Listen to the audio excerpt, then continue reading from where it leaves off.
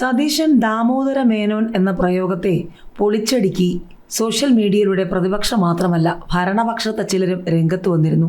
അത്തരത്തിൽ രംഗത്ത് വന്ന ഒരു യുവ കോൺഗ്രസ് നേതാവാണ് ജിൻഡോ ജോൺ.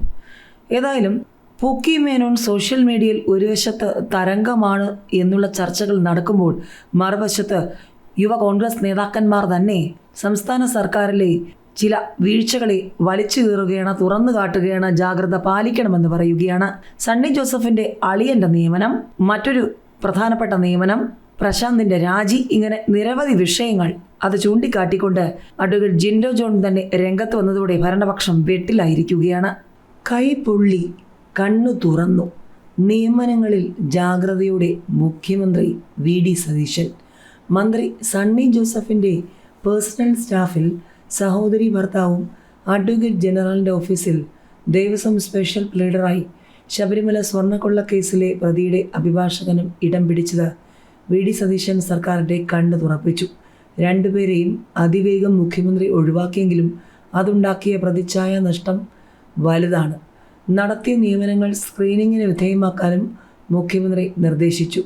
ശേഷിക്കുന്ന നിയമനങ്ങൾ ജാഗ്രതയോടെയും അവധാനതയോടെയും നടത്താനാണ് തീരുമാനം. നിയമനം ആഗ്രഹിക്കുന്നവരുടെ വലിയൊരു പട്ടിക തന്നെ സർക്കാരിന് മുന്നിലുണ്ട്. അഡ്വക്കേറ്റ് ജനറലിൻ്റെയും ഡയറക്ടർ ജനറൽ ഓഫ് പ്രോസിക്യൂഷൻ്റെയും ഓഫീസുകളിൽ ആകെ 133 അഭിഭാഷകർക്കാണ് നിയമനം നൽകേണ്ടത്.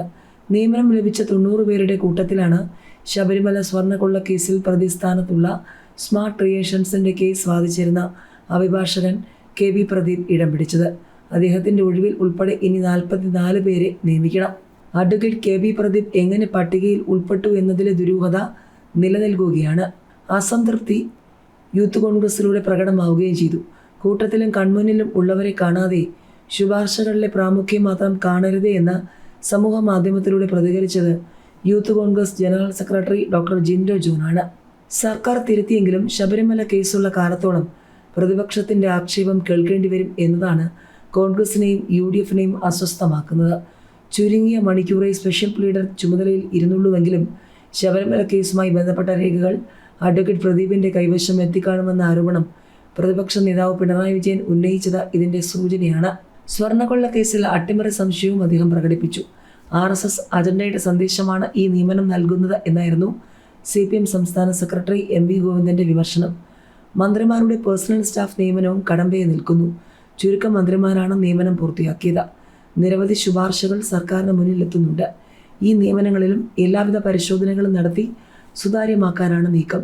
സ്റ്റാഫ് നിയമനം നടക്കാത്തതിൽ പല വകുപ്പുകളും പൂർണ്ണതോതിൽ പ്രവർത്തിച്ചു തുടങ്ങിയിട്ടുമില്ല.